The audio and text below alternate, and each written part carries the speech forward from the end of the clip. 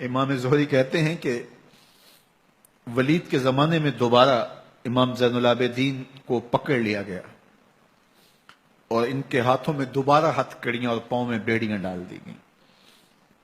मैं मिलने गया तो जो ही इमाम के हाथों में हथकड़ियां देखी तो मेरा दिल डोलने लगा और मेरी आवाज गले में दब गई और आंसू थे कि थमते नहीं थे।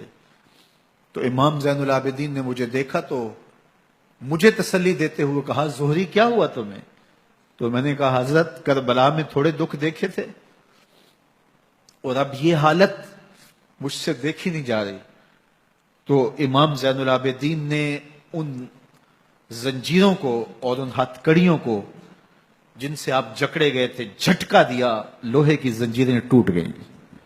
कहा, ज़ोहरी हम अल्लाह की तकदीर पे राजी है, वरना ये जंजीरें क्या होती हैं।